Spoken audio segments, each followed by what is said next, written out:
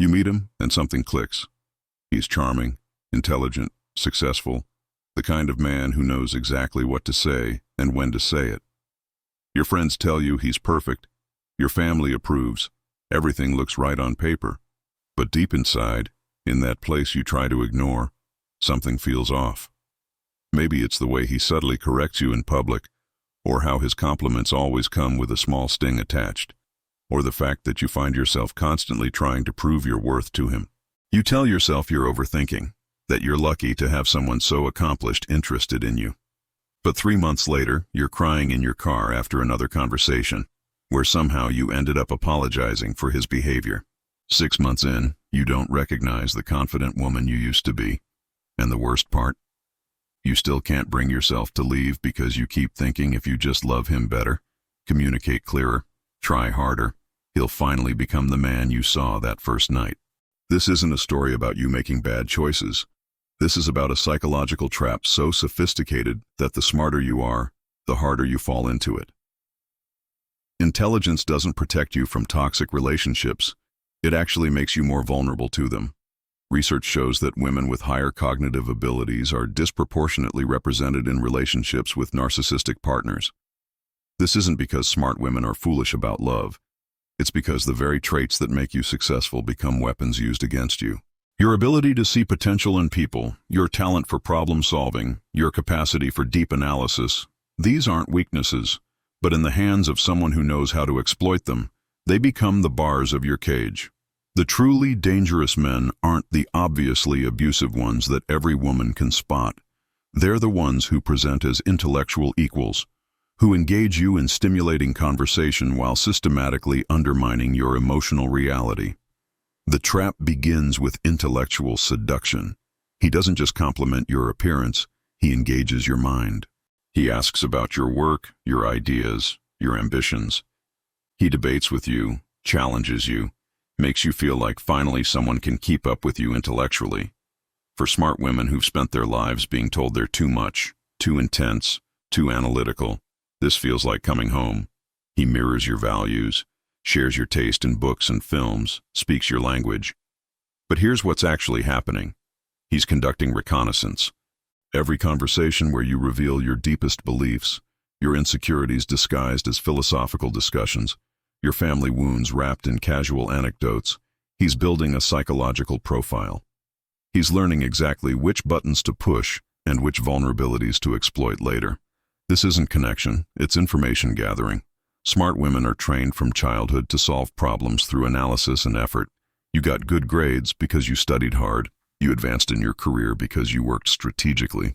This conditioning creates a belief that if something isn't working, you haven't tried hard enough yet. When you enter a relationship with a manipulative man, this becomes your downfall. He creates problems that seem solvable, conflicts that appear to have logical solutions. If only you could find the right words, the right approach.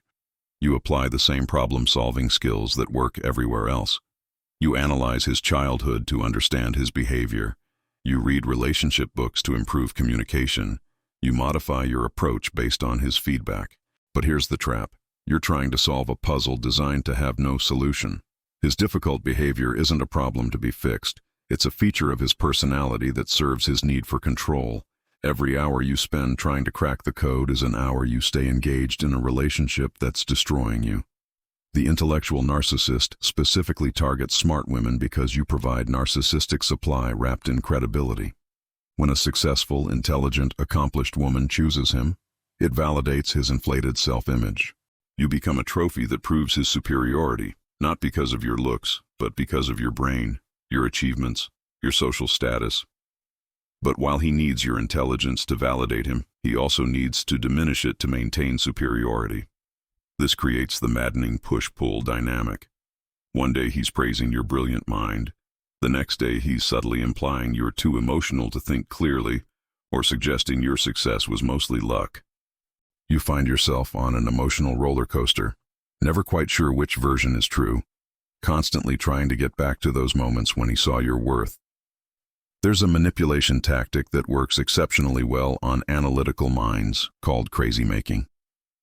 He does something hurtful. Then when you react, he denies it happened the way you remember, questions your interpretation. suggest you're being too sensitive.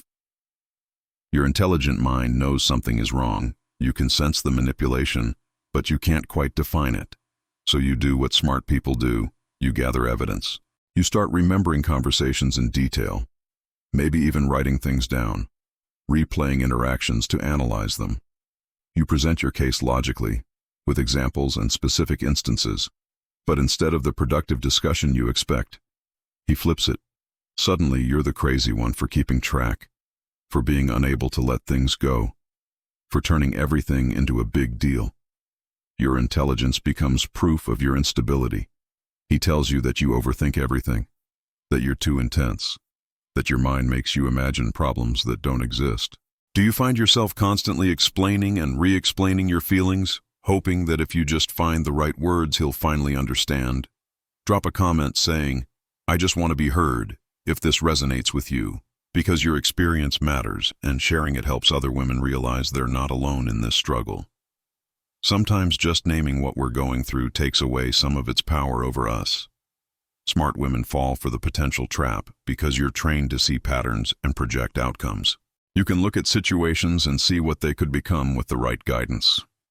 But this skill becomes destructive in relationships with manipulative men. He shows you glimpses of who he could be, moments of genuine connection, flashes of the partner you know he's capable of being. Your pattern recognition kicks in, and you construct a narrative. If he can be that good sometimes, the capacity is there, which means with the right support and love from you, he could be that person consistently. But those moments aren't glimpses of his true self waiting to emerge. They're tools in his manipulation toolkit. It's intermittent reinforcement, one of the most powerful psychological mechanisms for creating addiction. You don't win every time, but you win just often enough to keep pulling the lever. There's also the sunk cost fallacy that affects intelligent women intensely. You've invested time, emotional energy, you've introduced him to your people, maybe made career compromises for this relationship. Smart people don't like to waste resources, and you view all that investment as something that should pay off. Walking away feels like admitting you made a bad decision, that all that analysis in the beginning was wrong. Your ego rebels against admitting you were fooled. So you stay longer than you should, investing more, hoping to turn this failing venture profitable. But relationships aren't business investments.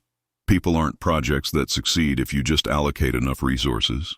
And sometimes the smartest thing you can do is cut your losses. Here's something else that hooks intelligent women: the fantasy of being the exception. You've spent your life being exceptional, achieving things others said were impossible. You're used to succeeding where others fail through intelligence and determination. So when you observe his problematic patterns, part of you thinks you'll be different. You're smart enough to handle him, patient enough to help him heal, strategic enough to avoid triggering his issues. You see other women failing with men like this, and you think they didn't understand him the way you do. I can succeed where they failed. But you're not the exception. Nobody is. Because the problem isn't that previous women weren't smart enough or loving enough. The problem is him, and that's not something your intelligence can fix. The isolation that happens is particularly insidious because it often happens through your own choices. He doesn't forbid you from seeing friends. He just makes it uncomfortable enough that you gradually pull away on your own. He gets quiet and withdrawn when you come home from social events. He makes subtle, critical comments about your friends. You start declining invitations, telling yourself it's not worth the hassle, that you're keeping the peace. Your friends express concern, and this creates a choice: admit they might be right, or distance yourself from their observations. Your intelligence helps you rationalize. They don't see him the way you do. They don't understand the complexity. Slowly you end up isolated, and without outside perspective, his version of reality becomes the only version you hear, making it harder to trust your own judgment.